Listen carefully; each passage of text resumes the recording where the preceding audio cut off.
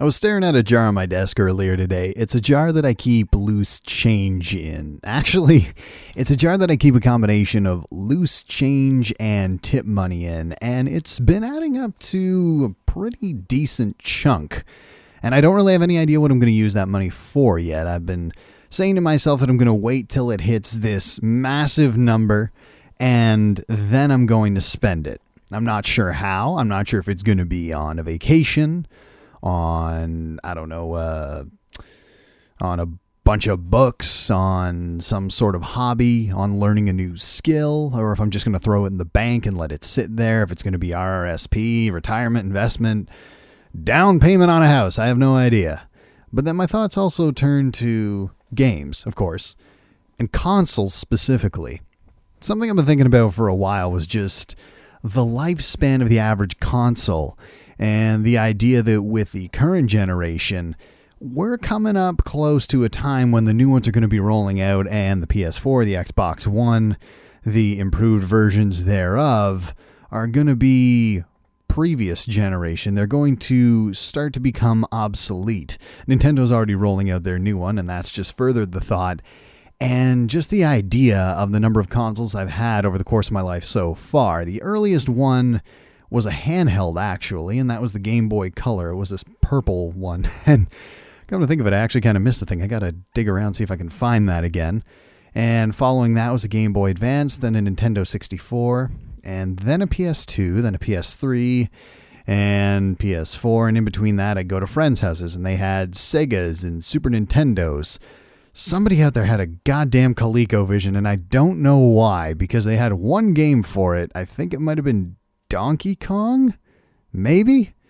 Let's see. What else was there? Oh, I knew one person who had a Sega Dreamcast. And then what do we play on that one? Dino Crisis and Crazy Taxi.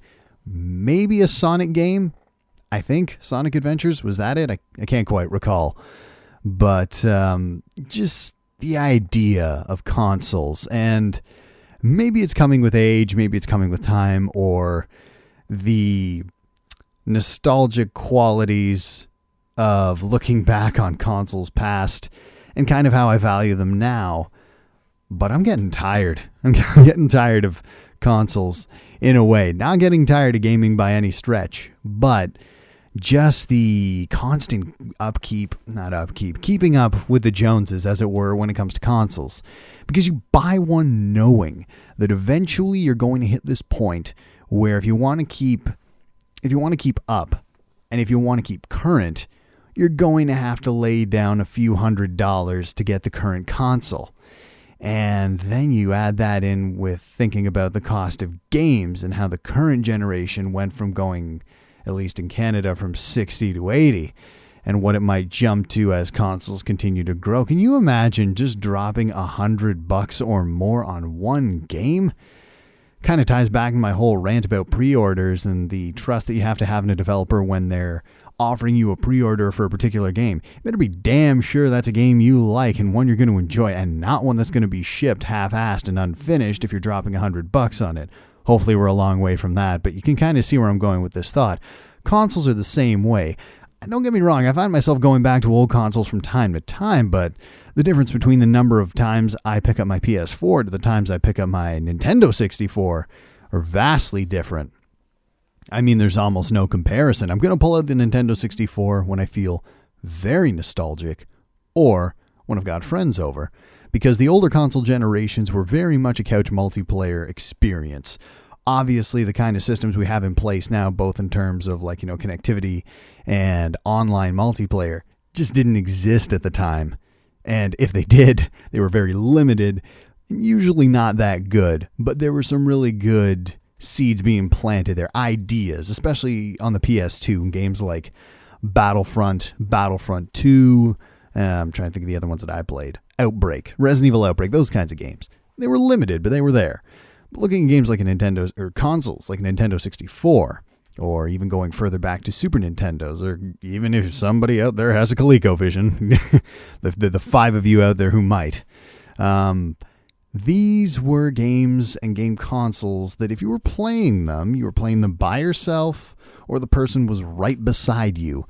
And as games go along, unless you've got a real burning love for a particular game that existed on a previous console, you're not going to pull it out all that often. You may not even keep it out in the open. And if you do, you probably don't play it that often anyway. But when you bring friends over, maybe you want to throw in GoldenEye or Perfect Dark or the very first Smash Brothers or the old Mario Kart or Mario Parties or anything like that. But you're not really going to go back to them all that often. And that's the ultimate end of the line for every console that exists. There eventually is going to come a point where that console will be obsolete, and the only time you're going to bust it out is if you want to play a game that you can't play on the current generation, or you've got some friends over and there's a particular multiplayer game you want to play with them. Though I would imagine as consoles continue, that's going to happen less and less. Partly because I just don't think there's going to be that much in terms of couch multiplayer, and also because, to the credit of current consoles and current developers and Sony and Microsoft and Nintendo, they're really doing a good job of recycling old titles, but also breathing new life into them by making them available on current consoles so that people can play them. And some of them have couch multiplayer aspects, but you know what I mean, like reviving old Zelda games or reviving old Final Fantasy games. Not saying those have couch multiplayer elements, but they're bringing back titles that people may not otherwise know personally through play experience, instead just through word of mouth, videos, articles, and that kind of thing. Now they can experience them for themselves, and I think that's awesome. And probably the way things are going to go in terms of keeping older games relevant rather than having you dig through your attic, pull out that box, dust off an N64, and plug it in. Although the benefit of that is that if your game ever had an issue, you just had to eject the cartridge, blow once, and slap it back in, and bam, you were done. It was a simpler time. But in terms of consoles, like I said, the whole idea of staying in this rat race of knowing that eventually you're going to have to get a new one, it's kind of getting old for me, a little tiring. Like, I'd rather be spending my money on other things. And if they're going to be game related, I'd almost rather put them into, this is where I come back to the whole digital content side of things when it comes to having digital copies of games vice physical ones, because you can kind of transfer them seamlessly. There's more likely to be a little bit of backwards compatibility, and if you have them on the computer, they're that much more accessible and far less likely that you're going to run into a situation anytime in the near future where the game becomes unplayable. You're either going to be able to play it on the computer regardless, or someone's going to have developed some software or some kind of patch that allows you to play the game on your computer, no matter how new or advanced it may be. But that's just a side note. My thoughts on that anyways, and maybe you agree, maybe you don't, but I'd be curious to hear what you have to say. Do you find it kind of taxing, not just financially, but kind of mentally too, the idea of keeping up constantly with the current console generation and knowing that you'll be doing that down the line for as long as you choose to play games on consoles, if you decide to play games on consoles? Or do you think, like, maybe that's not something worth thinking about? It's just par for the course, and you just accept it as is. I'd be curious to hear what you have to say. But until then, my name's Rye. You guys take care of yourselves.